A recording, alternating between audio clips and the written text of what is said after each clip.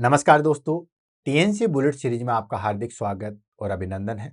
दोस्तों, जैसा कि आपको पता है कि रोज सुबह 7 बजे हम टीएनसी बुलेट सीरीज के माध्यम से एक इम्पोर्टेंट टॉपिक जो है वो आपके सामने लेके आते हैं। उस टॉपिक से रिलेटेड जो भी हमारे पास में डाउट होते हैं उन सबको हम क्लियर करते हैं। साथ के साथ प्रीवियस ईयर में जो है वो उस टॉपिक से कौन कौन से क्वेश्चन आ चुके हैं उनको हम डिस्कस करते हैं और आगे इन फ्यूचर में कौन कौन से क्वेश्चन जो है वो आ सकते हैं उन सब की चर्चा भी है जो है वो हम टीएनसी बुलेट सीरीज की क्लास में जो है वो करते हैं। तो इसी कड़ी में आज हमारे पास में 353 नंबर की क्लास आएगी, दैट इज कॉल्ड हाइडेटिव फॉर्म मोल, जिसको हम यहाँ पे जो है वो डिस्कस करने वाले हैं। और ये जो हमने टॉपिक सेलेक्ट किया है ये किया है हमने बच्चों की फरमाइश पे। जैसा कि आप सब लोगों को पता है कि जो टीएनसी बुलेट सीरीज के अंदर जो हम टॉपिक सेलेक्ट करते हैं वो टॉपिक सेलेक्ट हम दो तरीके से करते हैं। कौन कौन सा? पहला तरीका हमारे पास में कि उस टॉपिक को हम निकालते हैं 200 मोस्ट इंपोर्टेंट टॉपिक लिस्ट से। अब ये 200 मोस्ट इंपोर्टेंट टॉपिक लिस्ट जो है वो क्या होती है इसको देख लेते हैं। तो दोस्तों, जितने भी हमारे पास में कम्पिटिटिव एग्जाम आज तक हुए हैं, चाहे वो नोट सेट हो, चाहे सीएचओ हो, चाहे रेलवे हो, चाहे डीएसएसबी हो, चाहे पीजीआई हो, कहीं का भी सेंट्रल गवर्नमेंट का एग्जाम है, वहां से कौन उस एग्जाम में कौन कौन से टॉपिक से जो हो मैक्सिमम क्वेश्चन आते हैं, उन सब टॉपिकों को हमने सेपरेट किया। सेपरेट करने के बाद में हमने उसको सीक्वेंस से बनाया और सब्जेक्ट वाइज उनको डिवाइडेशन किया कि देखो, मेडिकल सर्जिकल में इन टॉपिक से सबसे ज़्यादा क्वेश्चन आते हैं, गायनिक में इन टॉपिक से सबसे ज़्यादा क्वेश्चन आते हैं, देन उसके बाद जो है वो साइकेट्रिक में इन इन टॉपिकों से जो है वो क्वेश्चन आते हैं। और उन टॉपिकों को एक जगह अरेंज किया और वो टॉपिक लिस्ट जो है वो हमारे पास में कहलाई 200 मोस्ट इंपॉर्टेंट लिस्ट, क्योंकि लगभग 200 टॉपिक जो है वो हमारे पास में हो गए थे। वो लिस्ट सबके पास में अवेलेबल होगी। जिनके पास में नहीं है वो टेलीग्राम पे जो है वो मुझे सिर्फ हाय लिख के बता सकते हैं कि सर मुझे जो है वो इंपॉर्टेंट लिस्ट चाहिए या 200 मोस्ट इंपॉर्टेंट लिस्ट चाहिए, I need 200 most important topic list, कुछ भी कहेंगे। देन जैसे मेरे को टाइम मिलेगा मैं आपको जो है वो टॉपिक लिस्ट जो है वो प्रोवाइड करवा दूंगा। क्लियर है? तो एक तो हम टॉपिक सेलेक्ट करते हैं, हमारे पास में 200 मोस्ट इंपोर्टेंट टॉपिक लिस्ट है। अगर आप उन टॉपिक लिस्ट को देखोगे तो पता चलेगा कि यार वाकई में क्वेश्चन तो यहीं से आते हैं। ठीक है, जस्ट आप सिंपली उसको रीड करके देखोगे तो आपको ये पता चल जाएगा कि यार क्या क्या चीजें जो है वो हमें पढ़नी है, या ये चीजें तो हमें पढ़नी ही पढ़नी है, बाकी चीजें जो है वो हमारे पास में एडिशनल होती है। तो वो हो गए 200 मोस्ट इंपोर्टेंट। सेकेंड जो हमारे पास में क्राइटेरिया आता है जहां से हम टॉपिक सेलेक्ट करते हैं वो होते हैं बच्चों की फरमाइश पे। जैसे बच्चे जो है वो यूट्यूब पे या सबसे ज़्यादा टेलीग्राम पे कमेंट करते हैं, क्योंकि वैसे भी मैं टेलीग्राम पे जो है वो सबसे ज़्यादा रिप्लाई करता हूँ। तो बच्चों ने बहुत बार कहा था कि सर गायनिक के कुछ इंपॉर्टेंट टॉपिक जो है वो करवा दीजिए। हालांकि मोस्ट इंपॉर्टेंट गायनिक के बहुत सारे टॉपिक मैंने करवा दिए, जैसे एक्लेम्पसिया है, प्रे एक्लेम्पसिया है, लेबर है, पीपीएच है, एपीएच है, प्लेसेंटल एबनॉर्मलिटी है, लाइव प्रेजेंटेशन है, देन ब्रिज प्रेजेंटेशन है, देन प्लेसेंटल एबनॉर्मलिटी है, बहुत सारे। ठीक है ना? ये सब चीज़ें जो है वो हमारे पास में काफ़ी बार जो है वो मतलब ऑलमोस्ट जितने जितने इंपॉर्टेंट हैं इतने नहीं, मैंने जो बताए वही नहीं है, और भी बहुत सारे टॉपिक हैं वो करवा दिए हैं। फिर भी कुछ कुछ टॉपिक रहते हैं उनको भी मैं करवाता हूँ। जैसे बहुत सारे बच्चों ने हाइडेटिव फॉर्म मोल के बारे में जो बताया था, तो इसके बारे में जो है हम आज डिस्कस कर लेते हैं। बाकी और भी आपके मन में डाउट है तो आप कमेंट करके जरूर बताइएगा, हम उसको जो हो बहुत जल्दी बुलेट सीरीज के अंदर जो है वो कंप्लीट करवाएंगे। तो चलते हैं और आगे बढ़ते हैं और इसके बारे में जो है वो डिस्कस करते हैं। सबसे पहले हम बात कर लेते हैं कि ये जो हमारे पास में टॉपिक है हाइडेटिव फॉर्म मोल, यहाँ पे एग्जाम में या हमने इसको बुलेट सीरीज के अंदर क्यों इंक्लूड किया, क्यों हम 1 घंटा जो है यहाँ पे वेस्ट करेंगे, उसका क्या रीजन है, क्यों ये इसलिए इंपॉर्टेंट है। तो दोस्तों, एग्जाम में जो है वो इससे बहुत बार क्वेश्चन जो है वो पूछे जाते हैं।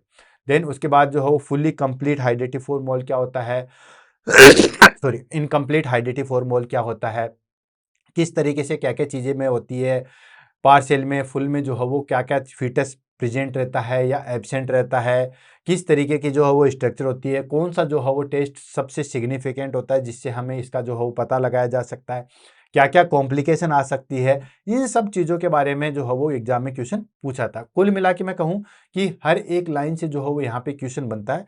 अच्छी बात यही है कि अगर आपने एक बार इसको ढंग से पढ़ लिया है ना, तो फिर आप कभी भी जो है वो इसको नहीं भूल पाओगे।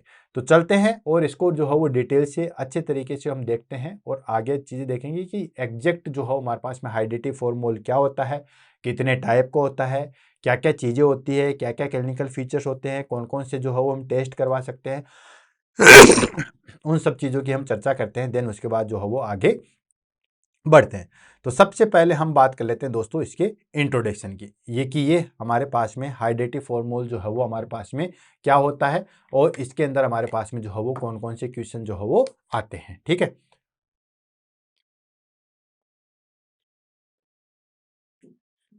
तो सबसे पहले हमारे पास में आ जाएगा इसका इंट्रोडक्शन। तो ये देखिए, hydatidiform abnormal pregnancy where placental tissue grow abnormally and form grape like vesicles filled with fluid. देखो यही सिंपल जो है वो इसकी डेफिनेशन है कि जो हमारे पास में हाइड्रेटिव फॉर्मोल क्या होता है, ये एक एबनॉर्मल प्रेगनेंसी है जिसके अंदर क्या होता है कि जो प्लेसेंटल टिश्यू होता है, भाई प्रेगनेंसी से जुड़ा हुआ हमारे पास में क्या आता है, प्लेसेंटा।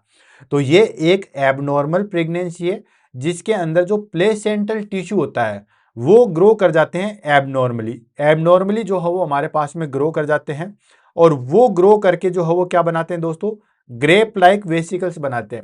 जैसे अंगूर के गुच्छे नहीं होते, ठीक है, जैसे ये हमारे पास में जो है वो अंगूर के ऐसे गुच्छे होते हैं। ठीक है, अंगूर का जो है वो झुमका, बेल, जो भी आप कहना चाहो, इस तरीके से जो है वो आपने देखे होंगे।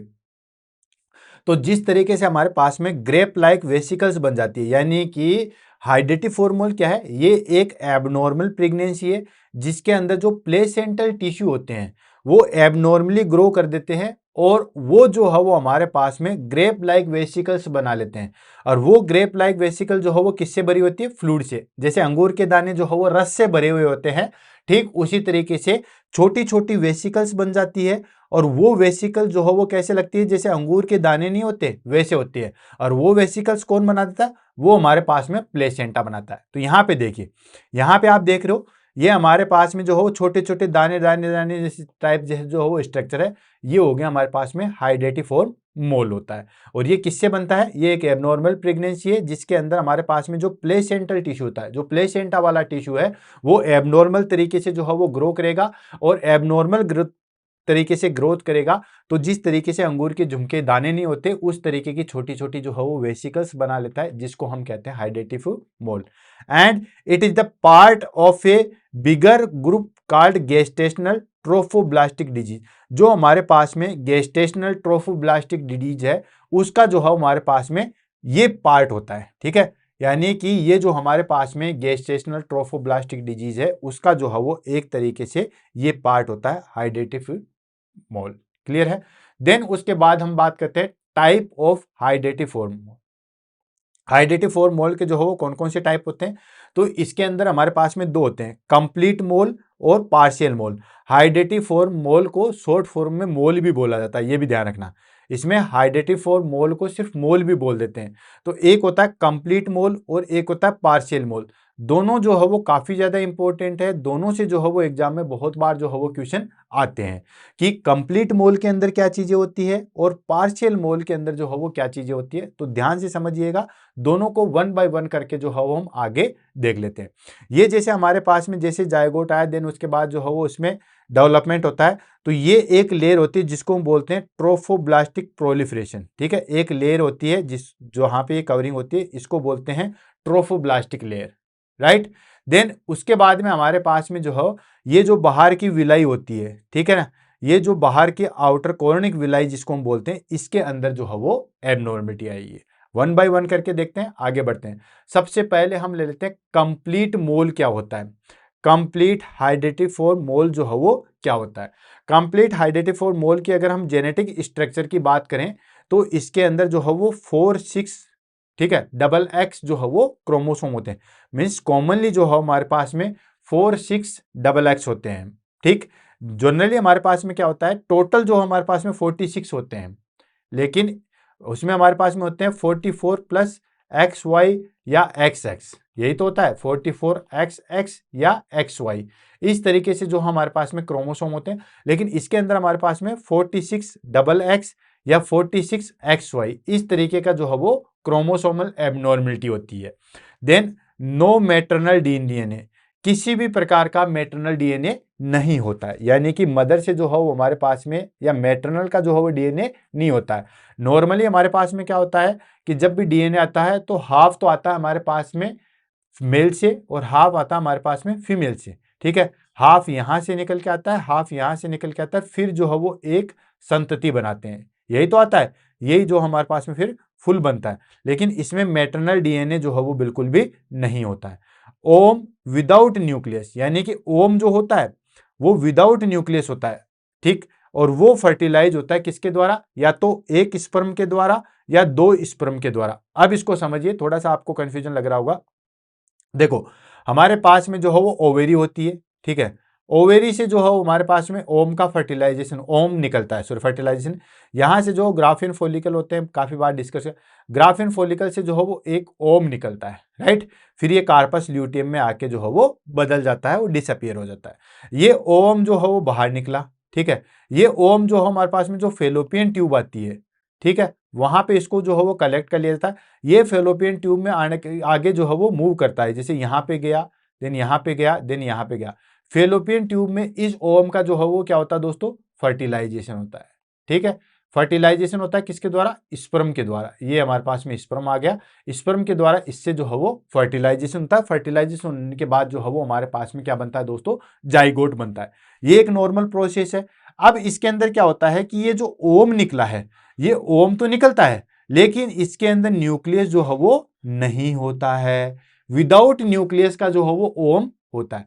अब ये जो विदाउट न्यूक्लियस का ओम है वो सीधा आगे मूव करता है, और आगे मूव करने के बाद में हमारे पास में क्या होता है कि ये फर्टिलाइज होता है किसके द्वारा, स्पर्म के द्वारा। या तो एक स्पर्म के द्वारा या फिर दो स्पर्म के द्वारा जो है वो होता है। मोस्ट कॉमनली टू स्पर्म के द्वारा जो है वो फर्टिलाइज होता है, ये चीज ध्यान रखना। तो ये हमेशा ध्यान रखना कि ये हमारे पास में जो है वो टू स्पर्म के द्वारा विदाउट न्यूक्लियस वाला ओम। अब ये हमारे पास में ओम है, इसके अंदर न्यूक्लियस है नहीं है, और ये जो है वो हमारे पास में या तो ये लो एक स्पर्म या फिर जो है हमारे पास में दो स्पर्म के द्वारा जो है वो फर्टिलाइज हो जाता है, ठीक है। तो ये चीजें जो है वो हमारे पास में सबसे ज्यादा देखने को मिलती है, वन स्पर्म या फिर टू स्पर्म के द्वारा जो है वो फर्टिलाइज होता है। ओम जो होता है, अब देखो एग्जाम में क्या क्वेश्चन आते हैं, एग्जाम में क्वेश्चन आते हैं कि जो हमारे पास में कंप्लीट होता है, कंप्लीट हाइड्रेटिव फॉर्मोल होता है, उसके अंदर जेनेटिक स्ट्रक्चर क्या होती है, तो उसके अंदर हमारे पास में जेनेटिक स्ट्रक्चर होती है दोस्तों, या तो होती है हमारे पास में 46 डबल एक्स या 46 एक्स वाई। ये दो जो है वो हमारे पास में जेनेटिक स्ट्रक्चर होती है, पहली चीज। दूसरा, किसी भी प्रकार का कोई डीएनए जो है वो नहीं होता है। ओम जो है वो फर्टिलाइज होता है या तो एक स्पर्म के द्वारा या फिर दो स्पर्म के द्वारा फर्टिलाइज होता है, लेकिन जो ओम होता है उसमें न्यूक्लियस नहीं होता है। जो पार्शियल मोल होगा, अभी देखना पार्शियल मोल में ये सब चीजें, वहां पे न्यूक्लियस के अंदर, सॉरी ओम के अंदर न्यूक्लियस प्रेजेंट होगा, लेकिन यहां पे प्रेजेंट नहीं होता है। तो इसके अंदर नो फीटस, नो एमनियोटिक सेक, नो नॉर्मल प्लेसेंटा, इसमें कुछ भी चीज जो है वो नॉर्मल नहीं होती है, ना ही फीटस है। ऑफ कोर्स, जब हमारे पास में इसके अंदर जो है वो डीएनए ही नहीं है और जो हमारे पास में न्यूक्लियस ही नहीं है उस ओवम के अंदर, तो फीटस तो कैसे बनेगा। फीटस तो कब बनता है, जब मदर का न्यूक्लियस होता है या उसका न्यूक्लियस है, देन स्पर्म आता है, वो दोनों चीज आती है, फिर कोई चीज होती है, तब जाके जो है वो बनती है। तो इसके अंदर हमारे पास में क्या है दोस्तों, ना तो फीटस है, ना ही एमनियोटिक सेक है, और ना ही जो है वो नॉर्मल प्लेसेंटा। ये तीनों चीजें जो है वो ध्यान रखना, ये एग्जाम में आएगी। अभी हमारे पास में जब दोनों हम पढ़ेंगे, पार्शियल और कंप्लीट मोल को इनके डिफरेंशिएट में पढ़ेंगे, तो भी ये दोनों चीजें जो है वो देखने को मिलेगी। और ये तो सीधी सी बात है, जब हमारे पास में ओम आ रहा है, ओम के अंदर किसी प्रकार का कोई न्यूक्लियस ही नहीं है, तो फिर उसके अंदर फीटस होने की संभावना नहीं है, न एमनियोटिक शेक होगा, कुछ भी नहीं होगा। और जो क्रोमोसोम की संख्या होती है वो 46 डबल एक्स या 46 एक्स वाई जो है वो होती है। पैथोफिजियोलॉजी की या पैथोलॉजी की बात कर लेते हैं, तो इसके अंदर क्या होता है, diffuse swelling of chorionic villi, जो मैंने अभी थोड़ी देर पहले बताया था। ये देखो, ये हमारे पास में जो लेयर वाली जो कोरोनिक विलाई है, उसका जो है वो हमारे पास में उसके अंदर जो है वो स्वेलिंग स्टार्ट हो जाती है, यानी कि diffuse swelling of chorionic villi. Then उसके बाद आता है हमारे पास में डिफ्यूज ट्रोफोब्लास्टिक प्रोलिफरेशन, ठीक है, यानी कि ट्रोफोब्लास्टिक प्रोलिफरेशन होता है। ये देखिए, ये यहाँ पे बाकायदा दे रखा है, ट्रोफोप्लास्टिक प्रोलिफरेशन जो है वो स्टार्ट होता है। कुल मिला के आपको दो चीजें याद रखनी है कि जो कोरोनिक विलाई है उसके अंदर स्वेलिंग होती है, और जो ट्रोफोब्लास्टिक है उसके अंदर प्रोलिफरेशन होता है, और उसकी वजह से क्या होता है, ग्रेप लाइक वेसिकल जो है वो हमें देखने को मिलती है, जो कि मैंने आपको ऑलरेडी बताई थी। जिस तरीके से अंगूर के गुच्छे टाइप से नहीं होते, उस तरीके की जो है वो स्ट्रक्चर होती है। ये हो गया हमारे पास में कंप्लीट मोल। अब बात कर लेते हैं हमारे पास में पार्शियल मोल की, ठीक है। पार्शियल मोल में क्या होता है उसको हम देख लेते हैं। तो जेनेटिक की अगर हम बात करें, तो जेनेटिक की बात करें तो ये हमारे पास में जो है वो ट्रिप्लॉइड होता है। ट्रिप्लॉइड इन द सेंस कि इसके अंदर हमारे पास में 3 होते हैं, ठीक है। नॉर्मली हमारे पास में क्या होता है दोस्तों, 23 क्रोमोसोम होते हैं, ठीक है। 23 तो क्रोमोसोम होते हैं लगभग, दोनों का मिला के जो है वो कितने होते हैं, 46 क्रोमोसोम जो है वो बनते हैं। इसमें 3 गुना हो जाते हैं, ठीक है। यानी कि या तो 2 तो फीमेल के आएंगे या फिर 2 मेल के आएंगे, ठीक है। 23 के जो है वो 3 आएंगे। समझ में आ गया। नॉर्मली क्या होता है, 23 क्रोमोसोम जो है वो हमारे पास में किसके आते हैं दोस्तों, मेल के आते हैं, ठीक है। 23 क्रोमोसोम ही जो है हमारे पास में फीमेल के आते हैं, और ये मिलके कितने बना देते हैं दोस्तों, 46 क्रोमोसोम बना देते हैं। लेकिन इसके अंदर क्या होता है, 69 होते हैं। तो 69 में भी हमारे पास में एबनॉर्मेलिटी क्या आती है, 69 ट्रिपल एक्स, या फिर 69 एक्स एक्स वाई, या फिर 69 एक्स वाई वाई। ये कंडीशन जो है वो हमारे पास में देखने को मिलती है। तो इसमें हमारे पास में जो है वो ट्रिप्लॉइड होते हैं। इसके अंदर क्या होता है दोस्तों, एक जो है वो हमारे पास में नॉर्मल होता है, लेकिन स्पर्म जो है वो 2 होते हैं। अब जैसे मान लो एग है, ये आ गया हमारे पास में 23 क्रोमोसोम का, 2 स्पर्म जो है वो जाके उसको फर्टिलाइज कर देंगे, तो एक स्पर्म 23 का, एक स्पर्म 23 का, तो ये टोटल कितने हो गए दोस्तों, ये हो गया हमारे पास में 69। अब ये x है, ये y है, ये y है, तो कंडीशन क्या आ जाएगी, x y y, ये कंडीशन आ जाएगी, मतलब लास्ट वाली कंडीशन आ जाएगी। तो ओम तो जो है वो हमारे पास में इसमें एक होता है, लेकिन 2 जो है वो हमारे पास में जो है वो स्पर्म जो है वो काउंट होते हैं, और क्रोमोसोम जो बनते हैं वो हमारे पास में 69 triple X, 69 X X Y, और 69 एक्स वाई वाई, ठीक है। तो ये चीज देखने मिलती है। अब यहाँ पे एक चीज ध्यान रखना, फीटस में बी प्रेजेंट बट एबनॉर्मल। इसके अंदर फीटस प्रेजेंट होता है, उसके अंदर तो जो है वो हमारे पास में न्यूक्लियस था ही नहीं। जब न्यूक्लियस था ही नहीं है तो फीटस होने की कोई संभावना नहीं थी, इसलिए वहां पे नो फीटस, नो एम्नियोटिक सेक, और नो प्लेसेंटल ग्रोथ थी। लेकिन यहां पे हमारे पास में जो है वो फीटस में भी प्रेजेंट रहता है, लेकिन वो हमेशा ध्यान रखना एबनॉर्मली भी होगा, वो कभी भी जो है वो नॉर्मल नहीं होगा। इसके अंदर हमारे पास में पैथोलॉजी की बात करें तो फोकल स्वेलिंग जो है वो कहां मिलती है दोस्तों, विलाई के अंदर मिलती है, एंड ट्रोफोब्लास्टिक प्रोलिफरेशन जो है वो वहां पे पैटेची, ठीक है, मतलब एक तरीके से गुच्छों के रूप में जो है वो आपको देखने को मिलेगा। ये हो गया हमारे पास में पार्शियल मोल। तो दोनों मोल हमने कंप्लीट कर दिए, कंप्लीट मोल या कंप्लीट हाइडेटिफोर मोल एंड पार्शियली हाइडेटिफोर मोल। दोनों के जेनेटिक क्रोमोसोम्स कौन कौन से एक होते हैं, किसमें न्यूक्लियस होता है, किसमें नहीं होता, वो सारी चीजें जो है हमने डिफ्रेंशिएट कर लिया। फटाफट जो है वो टेबल की सहायता से इन दोनों को जो है वो डिफ्रेंशिएट देखते हैं, देन उसके बाद जो है वो आगे बढ़ते हैं। तो डिफरेंट की बात करें तो कैरियोटाइप क्या होता है दोस्तों, वहां पे हमारे पास में कंप्लीट मोल के अंदर क्या था, कंप्लीट मोल के अंदर जो हो 46 डबल एक्स देखने को मिला था, या 46 एक्स वाई देखने को मिला था। लेकिन पार्शियल मोल में हमारे पास में क्या था, 69 ट्रिपल एक्स था, या 69 एक्स एक्स वाई था, या 69 एक्स वाई वाई था, ठीक है। कैसे था वो मैंने आपको एक्सप्लेन करके जो है वो बता दिया था। फीटस की अगर हम बात करें तो देखो कंप्लीट मोल के अंदर कोई भी फीटस जो है वो नहीं होता है। क्यों नहीं होता है, क्योंकि जो हमारे पास में ओवम था उसके अंदर न्यूक्लियस था ही नहीं, इसके अंदर न्यूक्लियस तो था ही नहीं, न्यूक्लियस नहीं था तो फिर भाई फीटस तो होने की संभावना बिल्कुल भी नहीं है। देन उसके बाद हम बात करते हैं पार्शियल मोल के अंदर। पार्शियल मोल के अंदर फीटस होता है, नो डाउट बिल्कुल होता है, लेकिन हमेशा जो है वो एबनॉर्मल होगा, वो फीटस नॉर्मल नहीं होगा कि उसकी जो है वो नॉर्मल ग्रोथ करवाई जा सके। नेक्स्ट आता है ट्रोफोब्लास्टिक ग्रोथ की बात करें तो ट्रोफोब्लास्टिक ग्रोथ में हमारे पास में कंप्लीट मोल के अंदर ट्रोफोब्लास्टिक हो या विलेस विलाई हो, दोनों ही जो है वो डिफ्यूज होती है, जबकि पार्शियल मोल के अंदर जो है हमारे पास में फोकल ट्रोफोब्लास्टिक ग्रोथ होती है। फोकल मतलब कहीं कहीं समूह के रूप में, गुच्छों के रूप में होती है। देन विलस एडिमा की बात करें, विलाई विलाई जो हमारे पास में कोरोनिक विलाई है उसकी बात करें तो उसका एडिमा जो है वो सीवियर होता है, किसके अंदर, कंप्लीट मोल के अंदर सीवियर होता है, इसलिए वहां पे अच्छी खासी ग्रेप लाइक स्ट्रक्चर देखने को मिलती है। पार्शियल मोल के अंदर जो है वो हमारे पास में बिल्कुल माइल्ड टाइप का होता है। यूट्रस साइज की बात करें तो यूट्रस साइज जो है हमारे पास में डेट से जो है वो नो डिक्रीज मिलती है, सॉरी इंक्रीज मिलती है। यानी कि यूट्रस जैसे मान के चलिए कि 10 वीक में यूट्रस इतना बड़ा होगा, देन 15 वीक में इतना होगा, 20 वीक में इतना होगा, 24 वीक में यूट्रस इतना होगा। तो उस डेट के से हम कंपेयर करेंगे तो उसमें हमारे पास में साइज जो है वो इंक्रीज ही मिलेगी। जैसे मान के चलिए हमारे पास में जैसे 16 वीक का यूट्रस है, ठीक है, तो 16 वीक में हमारे पास में यूट्रस जैसे कहां पे होना चाहिए, प्यूबिक सिम्फाइसिस और अम्बिलिकस के बीच में होना चाहिए, ठीक उस तरीके से ये हमारे पास में इंक्रीज ही मिलेगा, वो हमारे पास में 20 वीक जैसा मिलेगा, ठीक है। और पार्शियल मोल में अगर हम बात करें तो उसमें हमारे पास में जैसे नॉर्मल यूट्रस जैसे बढ़ रहा था वैसे मिलेगा या डेट से कंपेरिजन मिलेगा। 20 वीक का यूट्रस जितना होना चाहिए उससे कम ही मिलेगा, ठीक है, जस्ट अपोजिट होता है। एचसीजी लेवल की बात करें, ठीक है, ह्यूमन कोरोनिक गोनाडोट्रोपिन हार्मोन है, उसकी अगर हम बात करें तो दोस्तों हाइड्रेटिव फॉर्म या हम कहें कंप्लीट मोल के अंदर जो है वो हमारे पास में एचसीजी लेवल जो है वो बहुत ज्यादा होता है। एचसीजी लेवल जो है वो बहुत बहुत ज्यादा होता है। और पार्शियल मोल में अगर देखें तो वहां पे हमारे पास में मोडिलिटी जो है वो हाई होता है।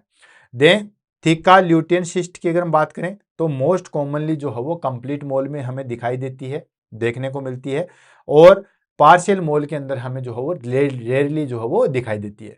नेक्स्ट आता है रिस्क ऑफ कोरिनिक कार्सिनोमा, ठीक है, कोरी कार्सिनोमा की अगर हम बात करें या कोरियो कार्सिनोमा की अगर हम बात करें तो कंप्लीट मॉल के अंदर हमारे पास में बहुत ज्यादा चांसेस होते हैं, लगभग 15 से 20% चांसेस होते हैं कि कंप्लीट मॉल हो गया, देन उसके बाद वो कोरियो कार्सिनोमा में जो है वो कन्वर्ट हो जाएगा, बहुत ज्यादा चांसेस है।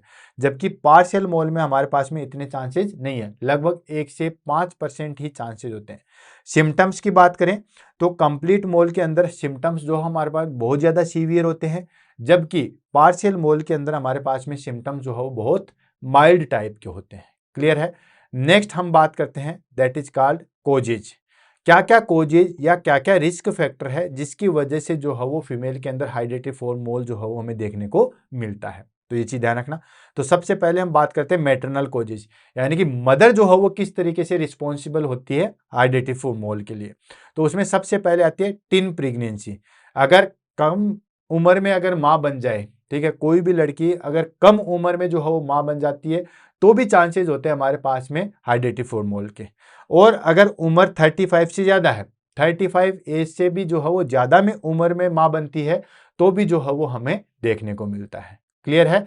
तो ये अगर हम बात करें कोजेज एंड रिस्क फैक्टर की, तो कोजेज एंड रिस्क फैक्टर की अगर हम बात करें तो उसमें हमें टीन प्रेगनेंसी एंड अगर एज 35 से भी ऊपर है या तो बहुत जल्दी कम उम्र में मां बनना भी जो है वो दिक्कत करता है, और बहुत लेट उम्र में मां बनना भी जो है वो हमारे पास में दिक्कत करता है। आइडल जो अगर हम एज की बात करते हैं वो आते हैं हमारे पास में 21 से लेके 35 ईयर की एज में जो है वो मां बन जाना चाहिए। उससे भी 21 से या 20 से भी कम में बनते हैं तो भी दिक्कत है, और 35 से ज्यादा बनते हैं तो भी जो है वो हमें दिक्कत है। नेक्स्ट आता है हमारे पास में प्रीवियस मोलर प्रेगनेंसी। अगर पहले किसी फीमेल को जो है वो मोलर प्रेगनेंसी या मोल जो है वो प्रेगनेंसी हुई हुई है तो फिर आगे भी जो है वो चांसेस बढ़ जाते हैं कि उसको जो है वो हाइड्रेटिव फॉर्म मोल की प्रेगनेंसी हो सकती है। नेक्स्ट आता है हमारे पास में न्यूट्रिशनल डेफिशिएंसी, जैसे विटामिन ए की डेफिशिएंसी हो या प्रोटीन की डेफिशिएंसी हो, उसमें भी जो है वो हमें जो है वो हाइड्रेटिव फॉर्म मोल जो है वो देखने को मिलेगा। नेक्स्ट आता है हमारे पास में एशियन एथेंसिटी। एशियन पीपल्स में जो है वो चांसेस ज्यादा है, एग्जैक्ट क्यों है इस चीज का जो है वो कोई रीजन नहीं है। क्लियर है। नेक्स्ट हम बात करते हैं क्लिनिकल फीचर्स। क्लिनिकल फीचर्स मतलब किसी भी फीमेल में हाइड्रेटिव फॉर्म मोल है तो क्या क्या चीजें जो है वो हमें देखने को मिलेगी। तो सबसे पहले आ जाता है प्रेगनेंसी सिम्टम्स एक्सग्रेटेड, यानी कि जो भी हमारे पास में प्रेगनेंसी के सिम्टम्स होते हैं वो ज्यादा दिखेंगे।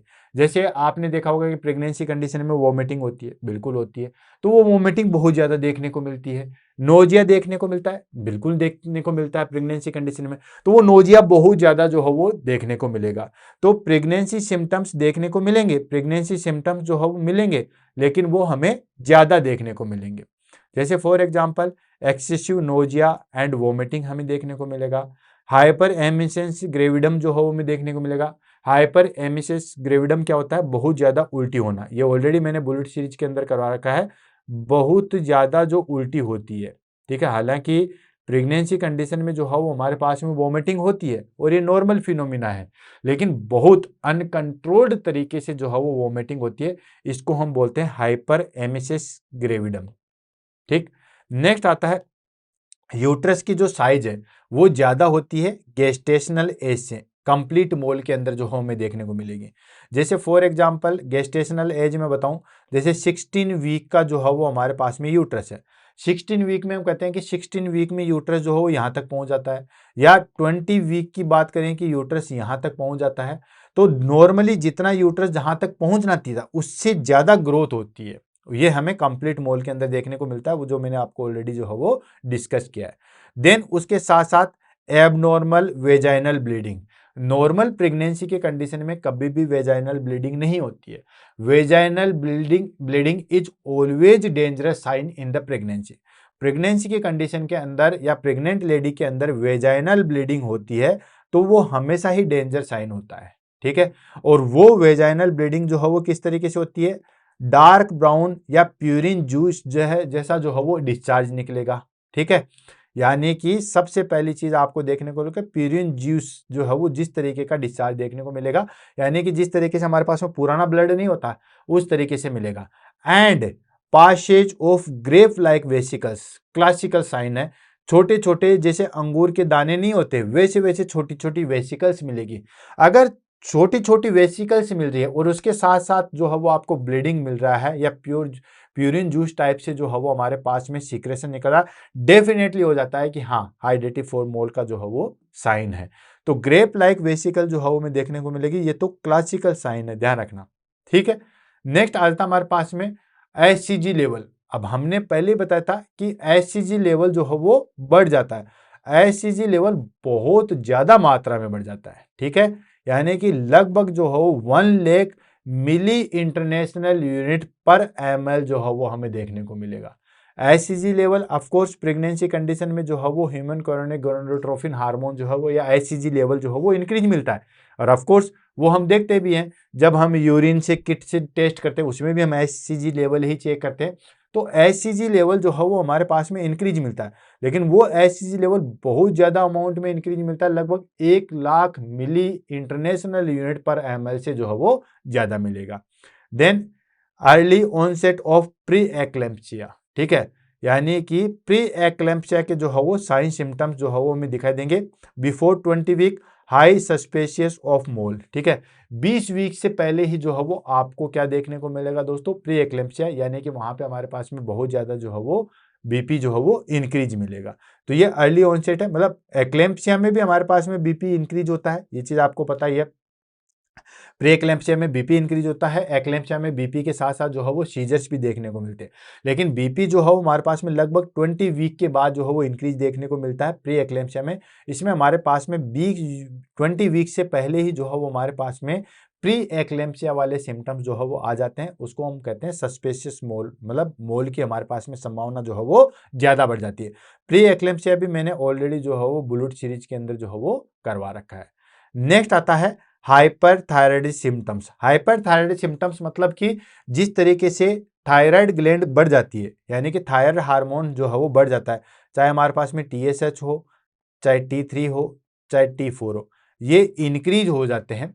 तो उसमें हमारे पास में हाइपरथायराइड सिम्टम्स जो है वो देखने को मिलते हैं। हालांकि T3 T4 जो है वो इंक्रीज मिलते हैं तो टीएसएच जो है वो डिक्रीज मिलता है, और टीएसएच जो है हमारे पास में इंक्रीज मिलता है तो T3 T4 जो है हमारे पास में डिक्रीज मिलते हैं। हालांकि अलग अलग चीजें, अगर थायराइड ग्लैंड की प्रॉब्लम की वजह से हो रहा है तो उसमें हमारे पास में T3 T4 टीएसएच सारे डिक्रीज मिलेंगे। अगर पिट्यूटरी ग्लैंड की वजह से हो रहा है तो हमारे पास में टीएसएच डिक्रीज मिलेगा, T3 ऊपर मिलेगा, ये सारी चीजें। तो थायराइड ग्लैंड, जैसे हमारे पास में थायराइड ग्लैंड जो है वो बढ़ जाती है, ठीक है, थायराइड ग्लैंड के जो साइन सिम्टम्स जो है वो हमारे पास में ज्यादा बढ़ेंगे, उसी तरीके से साइन सिम्टम्स जो है हमें देखने को मिलेंगे। मतलब हाइपर थायराइडिज्म के जो साइन सिम्टम्स हैं वो सारे के सारे हमें इसके अंदर देखने को मिलेगा। क्यों? Because HCG and TSH looks similar.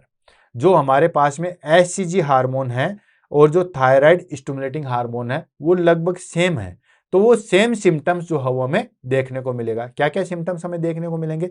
Palpitation हमें देखने को मिलेगा, ठीक है, हीट इंटॉलरेंस मिलेगा एंड ट्रेमर्स मिलेंगे। अब देखो पैल्पिटेशन क्या होता है, एक होता है पैल्पेशन और एक होता है पैल्पिटेशन। फिजिकल एग्जामिनेशन का एक मेथड होता है that is called palpation. Palpation मतलब हम किसी चीज को पैल्पेट करके देखते हैं, उसको बोलते हैं पैल्पेशन। जैसे ये कोई टिश्यू है, अब देखो एब्डोमेन आपको मैं दिखा नहीं पाऊंगा क्योंकि इतना कैमरा नहीं है। एब्डोमेन में हम पेल करके देखते हैं कि हार्ड तो नहीं है, सॉफ्ट तो नहीं है, किस तरीके का है। चीजें इंटरनली ऑर्गन को हम जो है वो छू के महसूस करने की कोशिश करते हैं कि ये ऑर्गन जो है वो किस तरीके का है, तो वो होता है पैल्पेशन। पैल्पिटेशन क्या होता है? हार्ट बीट हमारे पास में इतनी ज्यादा बढ़ जाती है कि हम बिना स्टेथोस्कोप के भी जो है वो सुन सकते हैं। मतलब नॉर्मली अगर हम जैसे हाथ रखेंगे तो हमारे पास में हार्ट बीट जो हो धक धक धक धक धक धक वो हमें फील हो जाएगी। बिना स्टेथोस्कोप के भी, बिना पल्स को टच किए भी हम अपनी धड़कन को जो है वो कानों से सुन सकते हैं, उसको बोलते हैं पैल्पिटेशन। तो पैल्पिटेशन हमें देखने को मिलेगा। हीट इंटॉलरेंस ऑफ कोर्स, अब देखो हाइपरथायराइडिज्म है, हाइपरथायराइडिज्म जो है हमारे पास में बीएमआर जो है वो ऑलरेडी जो है वो इंक्रीज हो जाती है। देन उसके बाद में हमारे पास में हीट जो है वो टॉलरेंस नहीं होगी, थोड़ी सी भी सर्दी लगेगी आदमी जो है वो ठिठुर जाएगा। जिसकी बीएमआर अच्छे तरीके से प्रॉपर तरीके से चल रही है, अच्छे तरीके से जो है वो एनर्जी बना रही है, तो उसको तो हीट इतनी ज्यादा परेशान नहीं करेगी। लेकिन अगर हमारे पास में हाइपरथायराइडिज्म है तो हीट इंटॉलरेंस होगा। ट्रेमर्स हमें देखने को मिलेंगे, ट्रेमर्स इस तरीके से वो देखने को मिलेंगे। हाइपरथायराइडिज्म लाइक सिम्टम्स भी जो है वो हमें देखने को मिलेंगे। नेक्स्ट आ जाता है हमारे पास में बाइलेटरल थिका ल्यूटिन ओवेरियन सिस्ट हमें देखने को मिलेगी, जो कि ऑलरेडी हमने जो है वो कंप्लीट मोल के अंदर देखा था, ठीक है। हाई एचसीजी स्टिमुलेशन की वजह से जो है वो थीका ल्यूटिन ओवेरियन सिस्ट जो है वो हमें देखने को मिलेगी। तो ये जो है वो हमारे पास में कुछ साइन सिम्टम्स थे, फटाफट आप देख लीजिएगा कौन कौन से थे। बिल्कुल सिम्टम्स है। पहली चीज है, जिस तरीके से हमारे पास में प्रेगनेंसी के अंदर यानी कि किसी भी फीमेल को जो है वो हमारे पास में हाइडेटिफोर मोल है, तो कैसे जो है वो क्या क्या साइन सिम्टम्स प्रोड्यूस वो करेगी। तो पहला तो आ जाता है कि जिस तरीके से प्रेगनेंसी के जो सिम्टम्स नहीं थे वैसे ही सिम्टम्स आएंगे, बट वो हाई क्वांटिटी में आएंगे। प्रेगनेंसी में क्या था, नोजिया वॉमिटिंग होती है, बिल्कुल होती है, उल्टी होती है, बिल्कुल होती है, लेकिन वो ही नोजिया वॉमिटिंग होगी वो हाई लेवल पे होगी, जो वॉमिटिंग होगी वो बहुत ज्यादा हाई लेवल पे होगी। तो ये सारी चीजें जो है वो देखने को मिलती है। नेक्स्ट आ जाता है हमारे पास में यूट्रस जो है वो हमारे पास में जो गेस्टेशनल एज है उससे ज्यादा देखने को मिलेगी, ठीक है। यूट्रस जो है वो हमारे पास में जितना नॉर्मली, जैसे मान के चलिए इस तरीके समझिए, जैसे नॉर्मल प्रेगनेंसी के अंदर ये 16 वीक का जो हो यूट्रस है तो इतना होना चाहिए, लेकिन हाइडेटिव फॉर्म में इतना बड़ा होगा। 20 वीक का यूट्रस इतना है तो ये इतना होगा, तो उससे ज्यादा जो है वो बड़ी साइज का यूट्रस जो है वो हमें देखने को मिलता है। क्लियर। सेकंड आ जाता है एबनॉर्मल वेजाइनल ब्लीडिंग। हालांकि प्रेगनेंसी के अंदर कभी भी वेजाइनल ब्लीडिंग नहीं होती है, ये मैंने आपको वहां पे भी बताया था कि vaginal bleeding is always danger sign of the pregnancy. Pregnancy में कभी भी वेजाइनल ब्लीडिंग नहीं होती, अगर हो रही है तो फिर डेंजर साइन है। अब ब्लीडिंग में भी जो है वो अगर हमारे पास में डार्क ब्राउन या प्यूरिन जूस जो है वो निकलता है, ठीक है, तो उस कंडीशन में, एंड अगर ग्रेप लाइक वेसिकल्स उससे ब्लड के साथ में जो है वो हमारे पास में अंगूर के छोटे छोटे दाने जैसे नहीं होते वैसे अगर स्ट्रक्चर बाहर निकले तो हम 100% कह सकते हैं कि हाइडेटिफोर मोल है। सेकंड, नेक्स्ट हम थर्ड हम चेक करते हैं एचसीजी लेवल चेक करते हैं। एचसीजी लेवल प्रेगनेंसी कंडीशन में बढ़ता है, ऑफ कोर्स बढ़ता है, लेकिन इसमें बहुत अनकंट्रोल्ड तरीके से बढ़ जाएगा, बहुत बहुत बहुत ज्यादा जो है वो बढ़ जाता है। नेक्स्ट आ जाता है हमारे पास में that is called pre eclampsia वाले सिम्टम्स हमें देखने को मिलेंगे। प्री एक्लेम्पसिया वाले सिम्टम्स देखने को मिलेंगे तो प्री एक्लेम्पसिया भी तो हो सकता है, लेकिन प्री एक्लेम्पसिया वाले सिम्टम जो हो वो मेनली अगर जो हो 20 वीक के बाद देखने को मिलता है, मतलब बीपी जो हो इंक्रीज 20 वीक के बाद देखने को मिलता है, लेकिन इसमें हमें पहले ही देखने को मिल जाएगा। नेक्स्ट, हाइपरथायराइडिज्म के जो सारे सिम्टम्स हैं वो सारे सिम्टम्स हमें देखने को मिलेंगे, पैल्पिटेशन, हीट इंटॉलरेंस, ट्रेमर्स देखने को मिलेगा। और जो हमारे पास में थीका ओवेरियन सिस्ट है वो हमें देखने को मिलेगी, और वो थीका ओवेरियन सिस्ट क्यों बनती है, वो हमारे बनती है due to high HCG stimulation. जो हमारे पास में बहुत ज्यादा एचसीजी हार्मोन जो है वो इंक्रीज हुआ उसकी वजह से देखने को मिलता है। नेक्स्ट आ जाता है हमारे पास में डायग्नोसिस, ठीक है, कैसे जो है वो आप पता लगाओगे कि इस पर्सन को जो है वो हमारे पास में जो है वो हाइड्रेटिफोर मोल है, चाहे वो पार्शियल हो चाहे वो कंप्लीट हो, कैसे पता लगाओगे? तो ये आ जाता है हमारे पास में डायग्नोसिस। पहले तो हमारे पास में क्लिनिकल फीचर्स। डायग्नोसिस में हम सबसे पहले क्या चेक करते हैं दोस्तों? एचसीजी लेवल चेक करते हैं। एचसीजी लेवल में हमारे पास में जो है वो बहुत बहुत ज्यादा मात्रा में जो है वो बढ़ा हुआ मिलेगा, जिसको हम बोलते हैं कंप्लीट मोल। ठीक है, एक्सट्रीमली एलिवेटेड जो है वो देखने को मिलता है। नेक्स्ट आ जाता है हमारे पास में दैट इज कॉल्ड हिस्टोपैथोलॉजी। ये कंफर्मेटिव टेस्ट होता है। हिस्टोपैथोलॉजी में आपको बताइए कि छोटा सा हम जो है वो स्मॉल टिश्यू लेते हैं, देन उसकी जो है वो स्ट्रक्चर देखते हैं। हिस्टो का मतलब हो गया टिश्यू, हिस्टो का मतलब हो गया हमारे पास में टिश्यू, ठीक है, और पैथोलॉजी का मतलब हो गया स्टडी। ठीक है, पैथोलॉजिकली स्टडी। तो हम छोटा सा पार्ट वहां से लेते हैं और उसको हम देते हैं, ये हमारे पास में कंफर्मेटिव टेस्ट आता है। ठीक है, उसमें हम अगर हम चेक करेंगे तो वहां पे हमें क्या देखने को मिलेगा? स्वेलन विलाई, जो कोरोनिक विलाई है वो स्वेलन देखने को मिलेगी, एंड ट्रोफोब्लास्टिक प्रोलिफरेशन देखने को मिलता है। तो दो वर्ड मैंने आपको बार बार बताए थे, एक तो बताया था मैंने आपको विलाई और एक बताया था ट्रोफोब्लास्टिक। ये दोनों जो है ट्रोफोब्लास्टिक प्रोलिफरेशन स्वेलिंग देखने को मिलेगी, एंड कोरोनिक विलाई है वो स्वेल देखने को मिलेगी। तो जैसे हम हिस्टोपैथोलॉजी करेंगे वहां पे ये चीज हमारे पास में कंफर्म हो जाएगी। नेक्स्ट आता है हमारे पास में gold standard test, that is का अल्ट्रासाउंड। अल्ट्रासाउंड हम करवाते हैं, ये गोल्ड स्टैंडर्ड जो है वो हमारे पास में टेस्ट होता है। जो है कंप्लीट मोल के अंदर हमें क्या देखने को मिलेगा? कंप्लीट मोल के अंदर हमें स्नो स्टॉर्म अपीयरेंस देखने को मिलेगा, या क्लस्टर ऑफ ग्रेप्स देखने को मिलेगा। काफी बार एग्जाम में ये क्वेश्चन आया हुआ है, इसलिए इसको अच्छे तरीके से याद कर लो, रट लो, समझ लो। जो आपको करना है वो कर लीजिए। ध्यान रखना, काफी बार एग्जाम में क्वेश्चन पूछा गया है कि स्नो स्टॉर्म अपीयरेंस या क्लस्टर ऑफ ग्रेप्स जो है वो हमें किस में देखने को मिलेंगे? तो वो हमें देखने को मिलेंगे दोस्तों कंप्लीट मोल के अंदर। इमेज बेस पे भी ये जो है वो क्वेश्चन आया हुआ है, और वैसे भी जो है वो आपके पास में क्वेश्चन आया हुआ है। तो स्नो स्टॉर्म अपीयरेंस जो है वो देखने को मिलेगी, काफी ज्यादा इंपॉर्टेंट है। फीटस देखने को मिलेगा नहीं, क्यों? क्योंकि ओवम जो है वो विदाउट न्यूक्लियस था। ओवम जो है वो हमारे पास में विदाउट न्यूक्लियस था। अब विदाउट न्यूक्लियस था तो ऑफ कोर्स वहां पे जो है वो हमारे पास में कुछ नहीं हो सकता। और no amniotic fluid, no amniotic fluid भी जो है हमें देखने को मिलेगा। No fetus, no amniotic fluid, no placenta. ठीक है, ये तीनों चीज जो है वो नो थी। देन पार्शियल मोल में हमें यूएसजी में क्या देखने को मिलेगा? पार्शियल मोल में देखने को मिलेगा एबनॉर्मल फीटस प्रेजेंट होगा। फीटस प्रेजेंट होगा, नो डाउट, बार बार मैं जिक्र कर रहा हूं, ठीक है, लेकिन वो फीटस जो है हमारे पास में एबनॉर्मल रहेगा। Then thick and placenta, placenta जो है वो काफी थिक देखने को मिलेगा। एंड नेक्स्ट आता है सिस्टिक स्पेसिस, सिस्टिक स्पेस जो है वो हमें देखने को मिलेगा। ये तीनों चीज जो है वो हमें किस में देखने को मिलती है दोस्तों? पार्शियली मोल के अंदर देखने को मिलती है। तीनों की तीनों इंपॉर्टेंट है। तो पहले हमने क्या करवाया दोस्तों? पहले हमने एचसीजी लेवल चेक किया, जो हमें बहुत ज्यादा जो है वो देखने को मिला। हिस्टोपैथोलॉजी में हम कंफर्म हो गए, वहां से हमने टिश्यू को उठाया, वहां से उसको चेक किया, तो swollen villi and trophoblastic proliferation हमें देखने को मिला। यूएजी किया, तो यूएजी में हमने दोनों किया। कंप्लीट मोल के अंदर हमें ये सारी चीजें दिखाई दी है। No fetus, no amniotic fluid, snow storm appearance या क्लस्टर ऑफ ग्रेप्स देखने को मिलेंगे।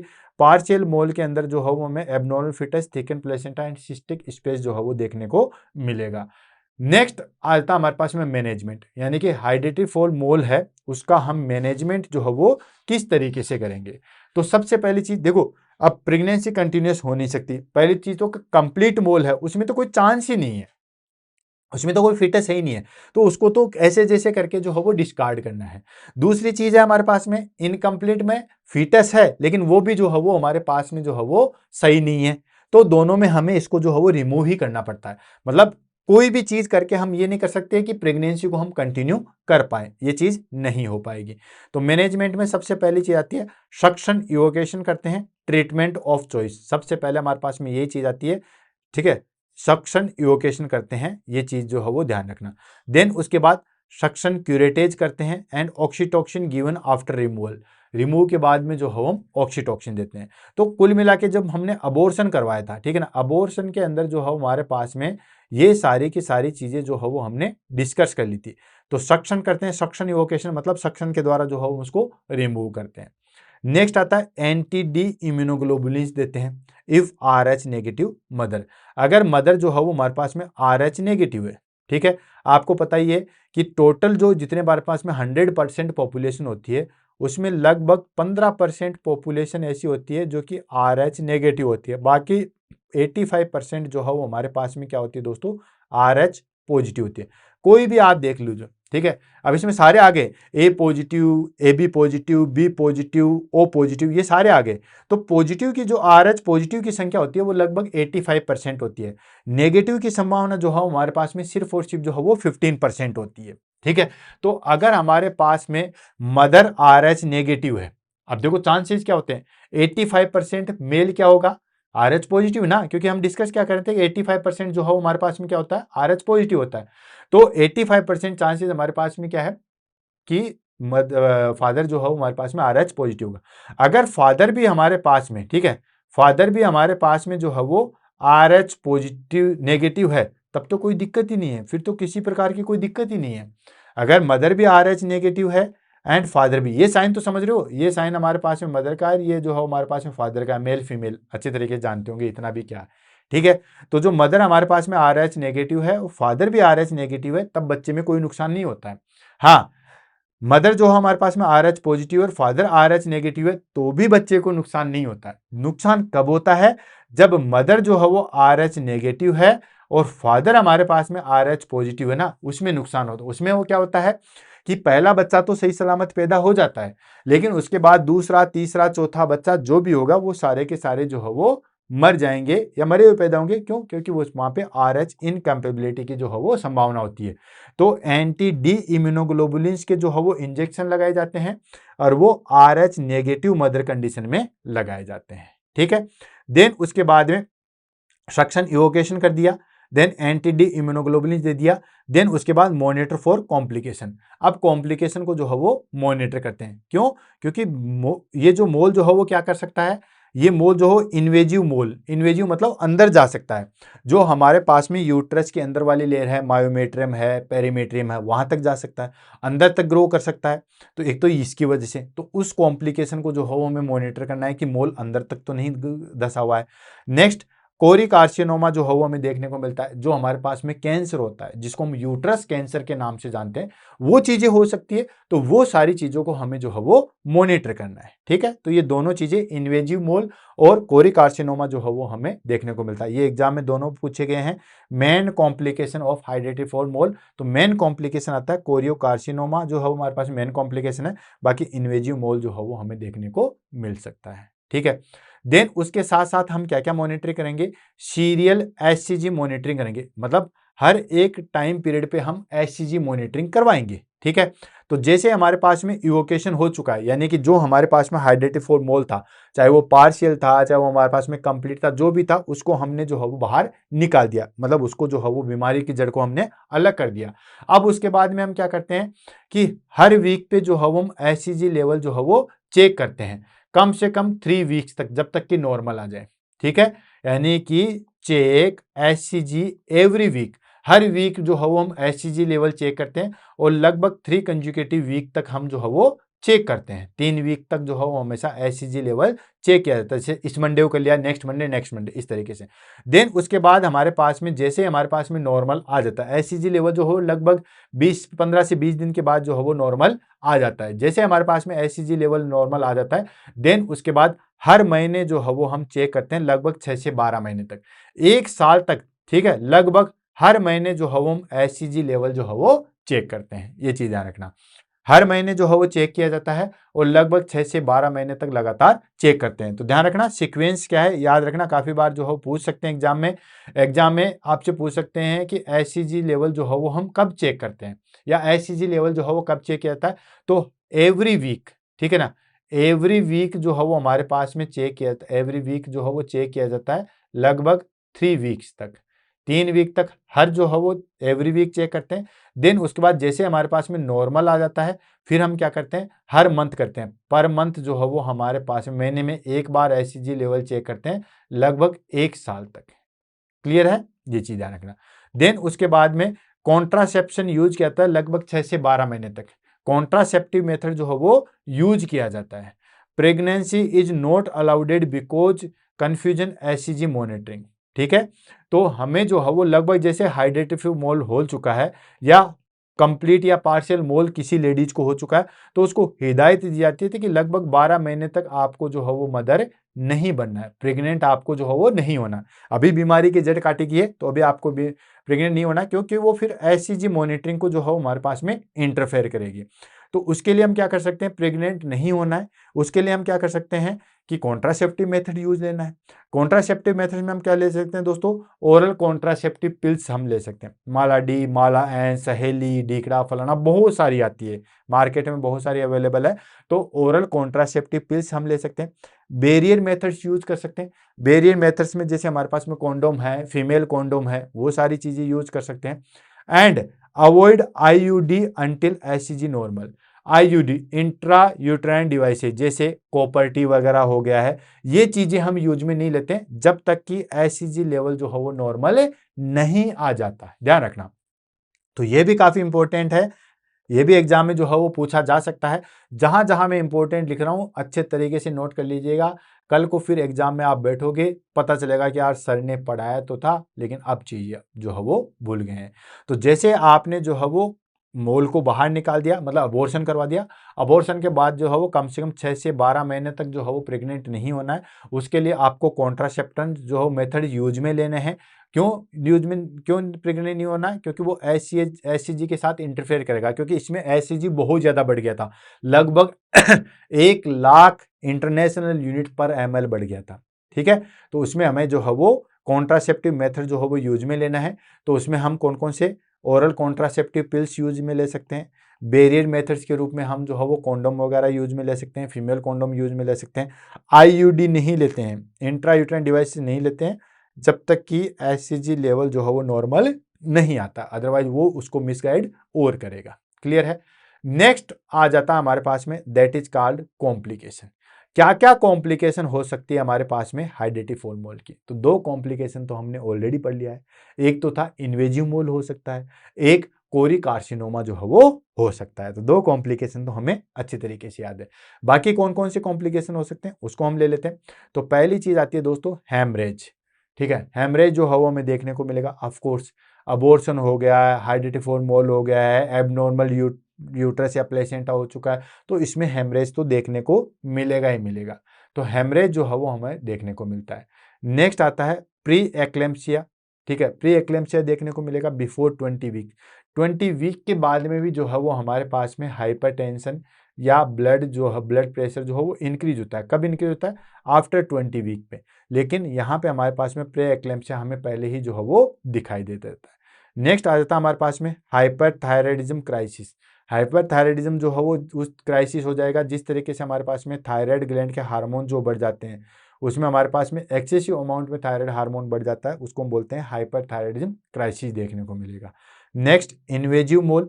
इन्वेजिव मोल आपको पता ही है दोस्तों कि जैसे हमारे पास में यूट्रस था, ठीक है, ये हमारे पास में ये दोनों फेलोपियन ट्यूब आ गई, ठीक है, और ये हमारे पास में यूट्रस था, और ये हमारे पास में दोस्तों वेजाइना, सॉरी सर्विक्स आ गया, वेजाइना आ गई। ठीक है, तो ये जो हमारे पास में मोल था, ये मोल अंदर था, अब ये मोल इन्वेजिव हो जाएगा। इन्वेजिव मतलब अंदर वाली लेयर को भी जो है वो अंदर चला जाएगा, इसको हम बोलते हैं इन्वेजिव मोल। जैसे ये हमारे पास में मायोमेट्रियम, देन ये हमारे पास में एंडोमेट्रियम, तो ये अंदर भी जो है वो धस जाएगा, जिसको हम बोलते हैं इन्वेजिव मोल। तो इन्वेजिव मोल जो हमें देखने को मिलेगा। मोल पेनिट्रेट मायोमेट्रियम, 3 लेयर होती है हमारे पास, 3 लेयर होती है हमारे पास में यूट्रस की।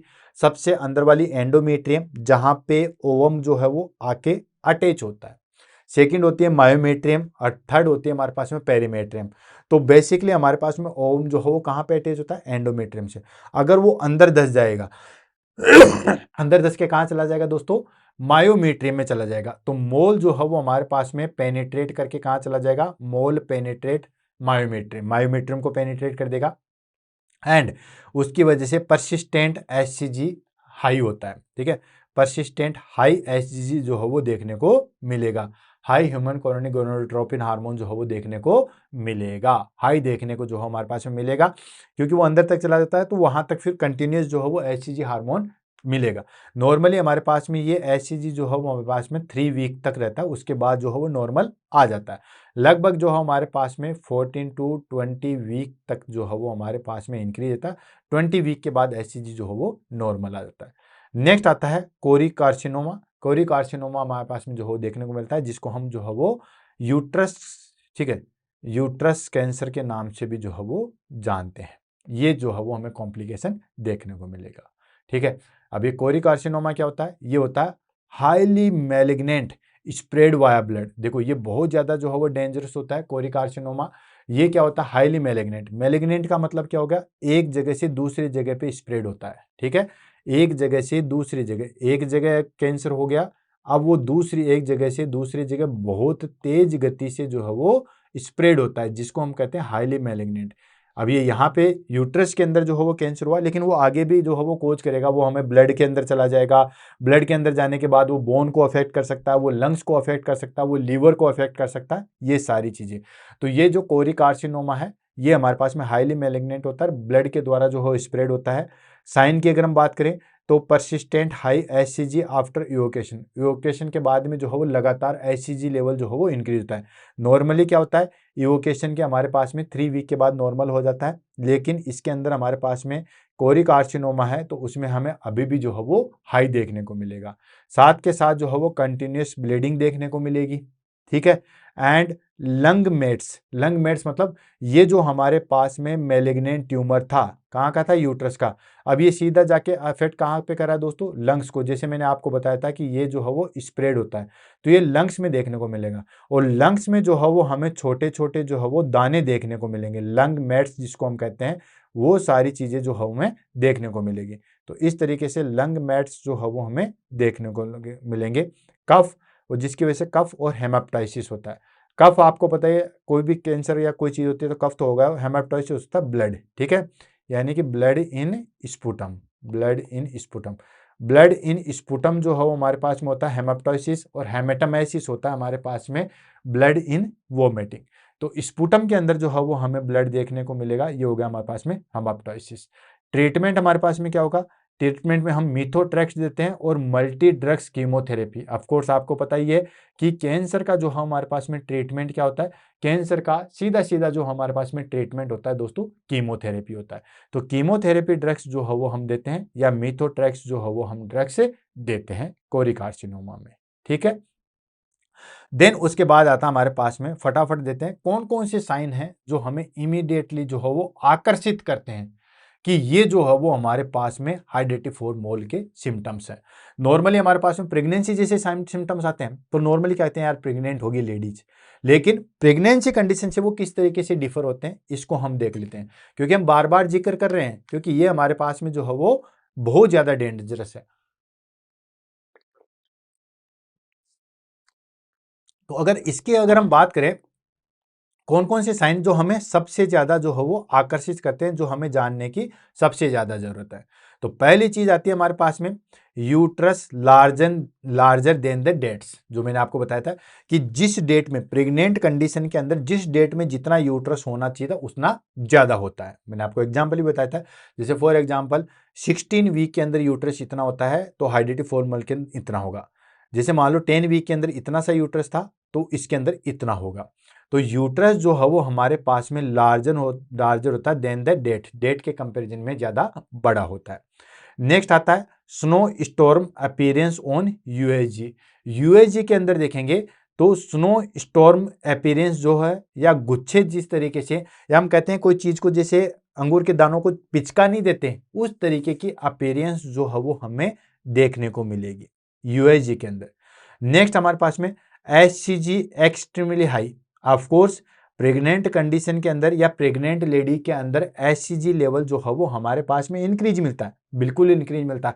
लेकिन एक तुम इंक्रीज मिले, जैसे हमारे पास में 200 मिली इक्विवेलेंट पर इंटरनेशनल यूनिट हो जाए या 300 हो जाए, ये 1 लाख से भी ऊपर चला जाता है। 1 लाख मिली इंटरनेशनल यूनिट पर एमएल हो जाता है। तो एचसीजी लेवल इंक्रीज तो होता है, प्रेग्नेंट लेडीज के अंदर होता है, लेकिन ये बहुत ज्यादा इंक्रीज होता है। नेक्स्ट आता है pre eclampsia before 20 weeks. Pre eclampsia मतलब बीपी जो है वो हमारे पास में प्रेग्नेंट लेडी के अंदर बढ़ जाता है, इसको हम बोलते हैं प्री एक्लेम्पसिया। तो प्री एक्लेम्पसिया जो है वो हमें देखने को मिलेगा, लेकिन वो हमें बिफोर 20 वीक्स पे मिलेगा, 20 वीक्स से भी पहले को मिलेगा। नेक्स्ट आता है ग्रेप लाइक वेसिकल इन ब्लीडिंग। ठीक है, ब्लीडिंग जब होगी तो वहां पे छोटे छोटे अंगूर के दाने जैसे छोटी छोटी वेसिकल्स दिखाई देगी। ठीक है, इस तरीके से छोटी छोटी वेसिकल्स जो है वो हमारे पास में दिखाई देगी। अगर ग्रेप लाइक वेसिकल्स हमें ब्लीडिंग के टाइम पे दिखाई दे रही है तो हम कंफर्म हो जाते हैं कि हाँ, इसको हाइड्रेटिफोर मोल है। अगर नॉर्मल ब्लीडिंग हो रही है तो हम कह सकते हैं कि ये अबॉर्शन है, लेकिन अगर वहां पे छोटी छोटी वेसिकल्स है तो हम 100% हो जाते हैं कि हाँ, यहाँ पे जो है हमारे पास में हाइड्रेटिफोर मोल। नेक्स्ट आता है हमारे पास में थीका ल्यूटियन सिस्ट जो है वो हमें देखने को मिलेगी, वो हमें यूएसजी में देखने को मिलेगी। और लास्ट आ जाता है पोस्ट यूलेशन एचसीजी मॉनिटरिंग मैनिपुलेशन। ठीक है, हम जो है वो हमारे पास में इवोकेशन करवा दिया, उस चीज को हाइड्रेटिफोर मोल को जो है वो इवोकेट करवा दिया, बाहर निकाल दिया, फिर भी हम जो है वो एचसीजी मॉनिटरिंग करेंगे। एचसीजी मॉनिटरिंग हम कब करते हैं दोस्तों? एचसीजी मॉनिटरिंग हम करते हैं लगभग 3 वीक तक हम करते हैं। ठीक है, एवरी वीक किया जाता है और 3 वीक तक जो है वो लगातार किया जाता है। ठीक है, 3 वीक तक एवरी वीक। ठीक है, एचसीजी एवरी वीक, ये लो मैं लिख देता हूँ एवरी वीक। जैसे सप्ताह में सोमवार के सोमवार करते हैं, लगभग 3 सप्ताह तक जो है वो किया जाता है। फिर उसके बाद 6 से 12 महीने तक जो है वो पर मंथ किया जाता है, पर मंथ किया जाता है। हर महीने में जो है वो 6 से 12 महीने तक फिर लगातार करते हैं। तो इस तरीके से एचसीजी मॉनिटरिंग की जाती है। एग्जाम से मैं आपको पूछे कि एचसीजी मॉनिटरिंग कैसे की जाती है हाइड्रेटिफोर मोल में, तो ये चीज ध्यान रखना, हर वीक जो है वो हम करते हैं, लगातार 3 वीक तक करते हैं। देन उसके बाद 6 से 12 महीने तक जो है वो हमारे पास में जो है वो हर महीने की जाती है। फटाफट जो है वो हम इसका रिवीजन कर लेते हैं, देन इस टॉपिक को जो है वो हम फिनिश कर लेते हैं। तो क्विक रिवीजन में हमारे पास में आ जाएगा, पहली चीज आ गई कंप्लीट मोल। कंप्लीट मोल के अंदर हमारे पास में क्या था? No fetus, no amniotic fluid, no placenta. ठीक है, कुछ भी नहीं था।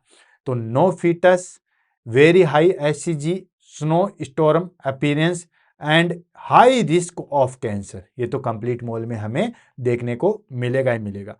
फीटस तो है ही नहीं है, क्यों नहीं है? क्योंकि जो न्यूक्लियस था हमारे पास में मदर वाला, ठीक है, मदर वाला जो न्यूक्लियस था या मदर का जो ओम था, ये लो डायरेक्ट हम ले लेते हैं, मदर का जो ओम था उसमें न्यूक्लियस जो है वो नहीं था। अब न्यूक्लियस नहीं है तो मदर का तो कुछ आएगा ही नहीं, न मदर का जो है वो डीएनए आएगा। तो no fetus. Very high ICG, बिल्कुल आईसीजी जो हो बहुत ज्यादा होता है, लगभग 1 लाख मिली इंटरनेशनल यूनिट पर एमएल होता है। ठीक है, अगर हम इसकी बात करें तो लगभग जो है वो हमारे पास में हो गया, ये लो 1 लाख मिली इंटरनेशनल यूनिट पर एमएल जो है वो हमें दिखाई दे। स्नो स्टॉर्म अपीयरेंस था and high risk of cancer. ठीक है, कोरी कार्सिनोमा जो है हमें देखने को मिलता है। पार्शियल मोल के अंदर बात करें तो इसके अंदर जो हमारे पास में ट्रिफ्लोइड होता है। ट्रिफ्लोइड मतलब हमारे पास में या तो 69XXX होता है, या 69XXY होता है, या फिर 69XYY होता है। ठीक है ना, तो ये 3 कंडीशन जो है हमारे पास में होती है, ट्रिप्लोइड होता है। देन उसके बाद एबनॉर्मल फीटस हमें देखने को मिलता है, माइल्ड सिम्टम्स देखने को मिलता है। हालांकि बच्चा तो यहाँ पे भी हम जो है वो कंटिन्यू नहीं कर पाएंगे। ट्रीटमेंट की बात करें तो ट्रीटमेंट हमारे पास में यूनिवर्सल आता है सक्शन इवोकेशन। ठीक है ना, सक्शन के द्वारा जो है वो उसको बाहर निकाल देता है, इसके अलावा कोई ट्रीटमेंट नहीं है। फॉलोअप की बात करें तो फॉलोअप में होता है हमारे पास में that is called weekly HCG करते हैं, आपको पता ही है, एंड मंथली जो है वो 6 to 12 मंथ तक करते हैं। ऑलरेडी मैंने यहाँ पे आपको डिस्कस पूरी चीज कर दी। एचसीजी हम करते हैं 3 वीक तक करते हैं, लगातार एवरी वीक किया जाता है, जैसे हर मंडे को करते हो हर मंडे को। फिर 6 से 12 महीने तक एचसीजी लेवल चेक करते हैं, हर मंथ चेक जो है वो करते हैं। देन उसके बाद and avoid pregnancy during the monitoring. लगभग जो है वो हमारे पास में 1 ईयर तक जो है हमारे पास में हम प्रेगनेंसी जो है वो नहीं करेंगे। ठीक है, अवॉइड प्रेगनेंसी कितनी? लगभग 1 साल तक जो हम प्रेगनेंसी को अवॉइड करते हैं। क्यों करते हैं? क्योंकि उसमें हमारे पास में एचसीजी वो सारी चीजें जो है वो जब तक नॉर्मल नहीं आएगी तब तक हम नहीं करते हैं। और इस दौरान हम जो है वो कॉन्ट्रासेप्टिव यूज में लेते हैं। ठीक है, कॉन्ट्रासेप्टिव जो है वो यूज में लेता है। अच्छा, कॉन्ट्रासेप्टिव भी जो हम यूज में लेते हैं तो ओरल कॉन्ट्रासेप्टिव पिल्स हम यूज में ले सकते हैं, या फिर बैरियर मेथड्स जो है वो हम यूज में ले सकते हैं। ठीक है, बैरियर मेथड्स या ओरल कॉन्ट्रासेप्टिव मेथड यूज में ले सकते हैं। कभी भी आईयूडी इंट्रा यूट्राइन डिवाइसेज जो है वो यूज में नहीं ली जाती है। ये भी चीज जो है वो स्पेशली आपको ध्यान में रखनी है। क्लियर है? तो दोस्तों इसी के साथ आज हमारे पास में क्लास दैट इज कॉल्ड हाइड्रेटी फॉर मोल जो है वो कंप्लीट होती है। जिन बच्चों को इस क्लास के अंदर बहुत ज़्यादा डाउट था, आई थिंक अब सारी चीज़ें जो है वो क्लियर हो चुकी है।